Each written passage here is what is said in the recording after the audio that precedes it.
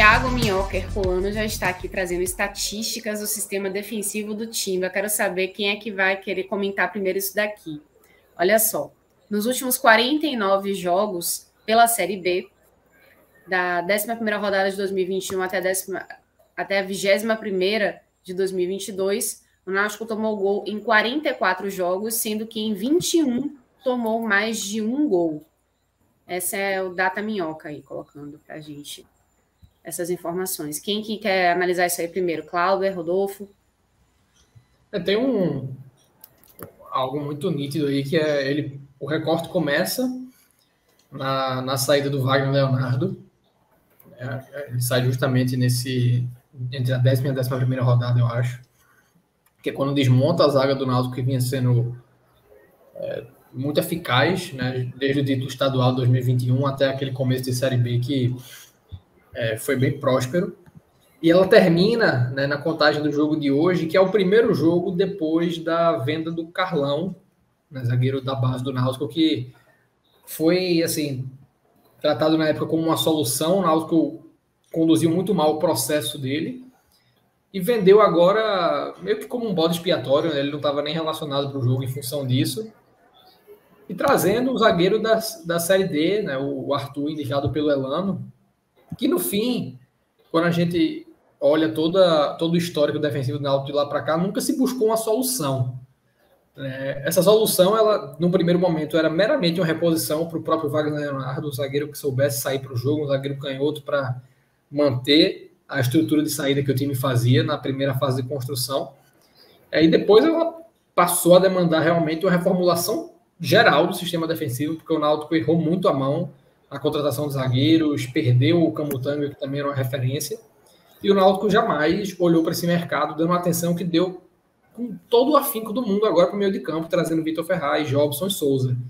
Então isso está totalmente associado a esse desbalanceamento de elenco, né? É um meio com muitos jogadores que incham folha, é um meio com vários jogadores de característica similar, e de jogadores com pouca intensidade, e você tem um sistema defensivo fragilizado porque se escolheu permitir que essa fragilidade ocorresse.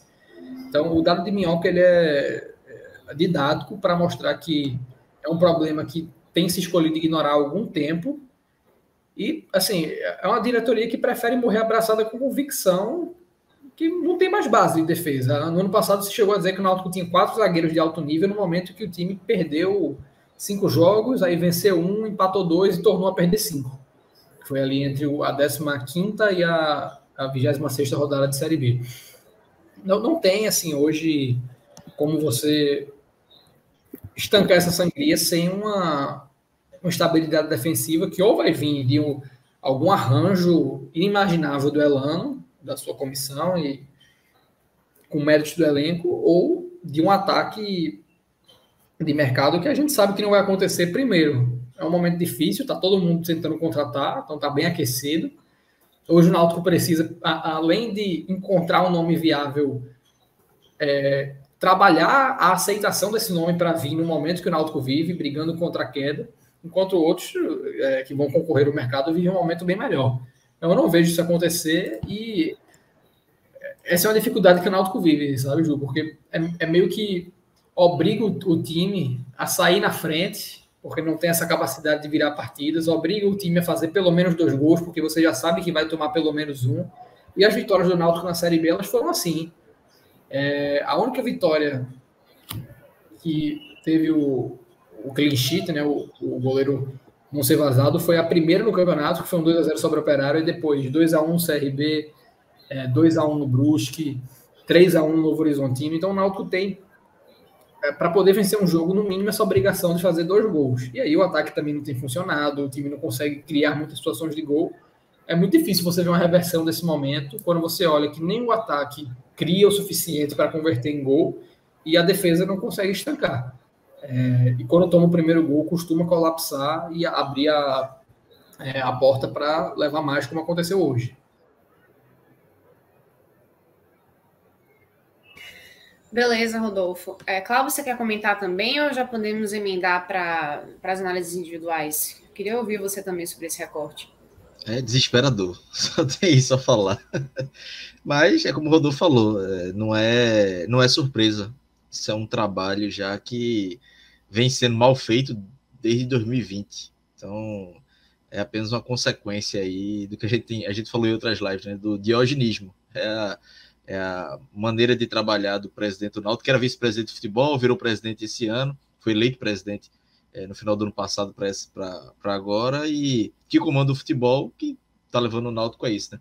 Ganhou o Campeonato Pernambucanos, mas sempre que vai para o Campeonato Nacional, pena, sofre por convicções que já se mostraram erradas e ele não aprendeu com os erros. Então, a consequência é essa aí, e o risco agora de rebaixamento mais uma vez.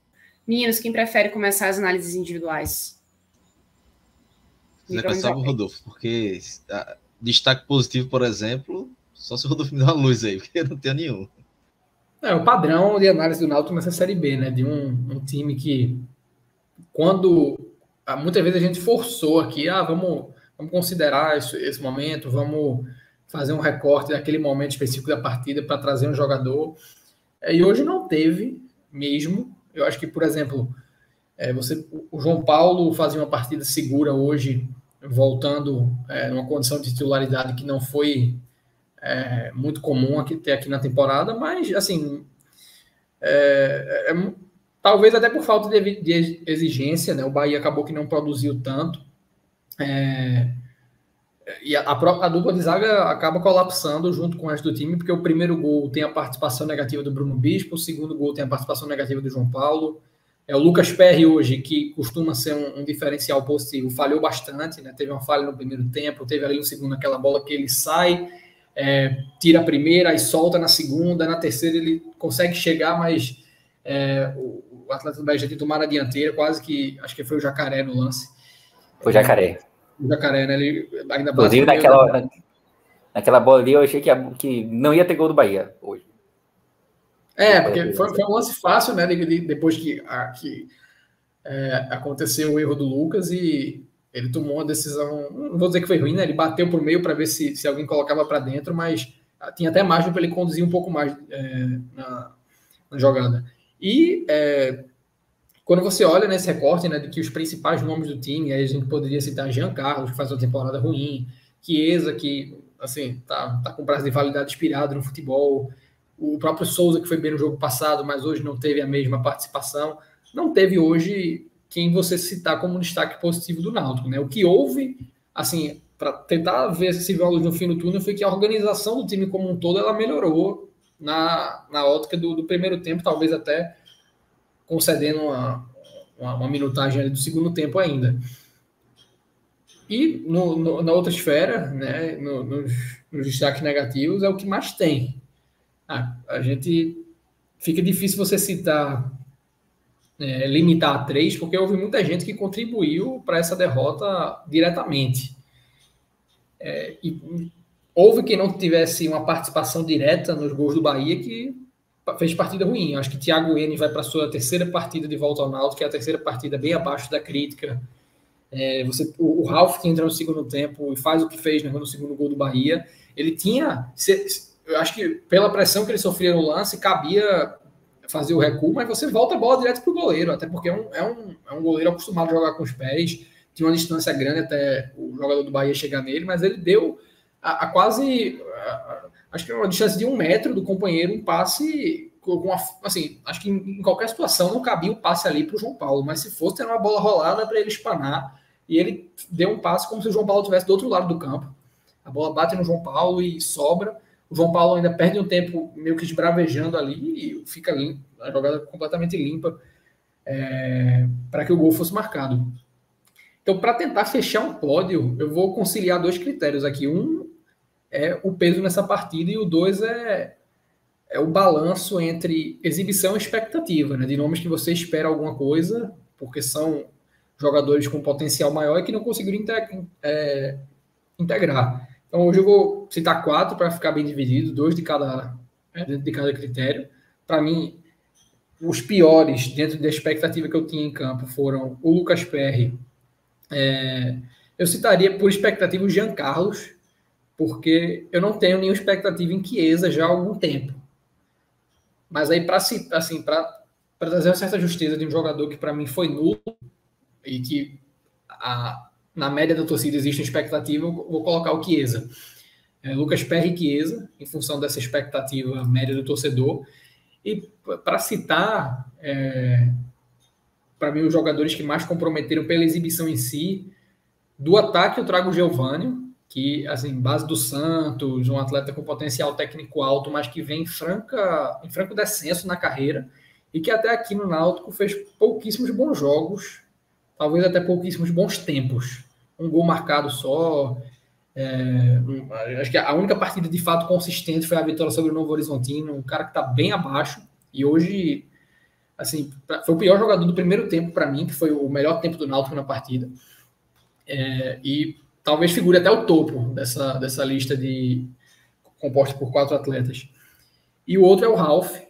Para mim, pelo peso que tem ali, né? O Náutico ainda tinha uma margem para colocar uma fogueira em cima do Bahia, o jogo 0, podia ir pro tudo ou nada, tentar buscar um gol. Não era muito provável de resultar em algo, mas existia a margem. E aí, um jogador que tinha acabado de entrar faz o que fez, né? Compromete toda a possibilidade de reação, que já era baixa, e é um atleta que talvez caiba até na equipe titular em função de carência, porque é um primeiro volante, efetivamente, mesmo que não seja dos melhores. Agora, hoje, teve um peso gritante na consolidação da derrota. E cabiam mais a adição de outros nomes aqui, mas eu também não vou citar um time titular inteiro de destaques negativos, ainda que talvez fosse possível fazer isso.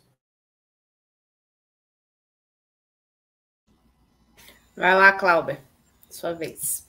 Bom, positivo, não consigo. Assim, eu até, no primeiro tempo, estava até parte do jogo, eu estava gostando da partida de João Paulo e de Bruno Bispo. João Paulo, ok, mas aí o time acaba levando 3 gols, né? Aí não tem mais como colocar eles, né? E aí o lance do gol, né, que Ralf falha, eu vi muita gente falando de João Paulo, mas eu acho que ali 90% ali de Ralf. Ele podia dar um passo para frente, para o pé esquerdo, pé direito, não em cima do jogador, né? Em cima de João Paulo, como o Ralf deu aquele passe. Mas o time tomou 3 gols, né? Então não dá para isentar essa dupla de zaga. Então vou passar essa parte positiva, porque só foi o primeiro tempo e ainda assim não vale muito elogio. Mas a parte negativa, aí tem muita gente. Né? Como eu disse, Ralf acabou com o jogo do Náutico.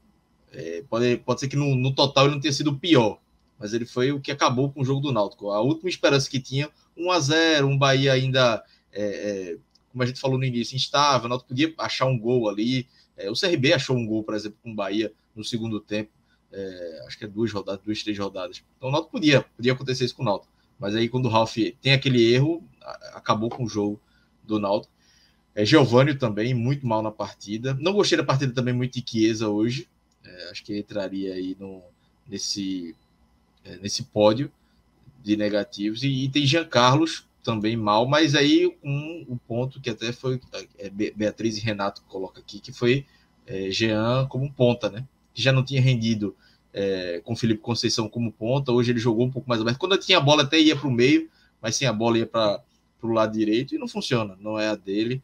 Enfim, podia falar de mais gente aí também, Perry assustou em alguns momentos, Thiago Enes também fazendo a partida, Thiago Enes, as duas laterais, né? O pouco que o Bahia chegou no primeiro tempo foi muito pelas laterais, pela fragilidade dos dois. João Lucas que vinha numa sequência boa, mas hoje não fez uma partida perto do que já tinha feito antes. Então, enfim, foi muita gente abaixo da média, mas eu destaco esses dois negativos, como o Rodolfo falou, Ralf e Giovânio. Ralf por ter acabado com o jogo do Náutico e Giovânio ter sido 90 minutos uma peça nula. 90 minutos de passar e não criar uma jogada, não dar um chute, não ganhar uma na velocidade. E aí o treinador também não tirar esse jogador de campo, ainda pode citar Elano também, né? Porque aí a responsabilidade de Elano de não ter tirado Giovânio, não dá para se distanciar da análise dessas análises individuais aí.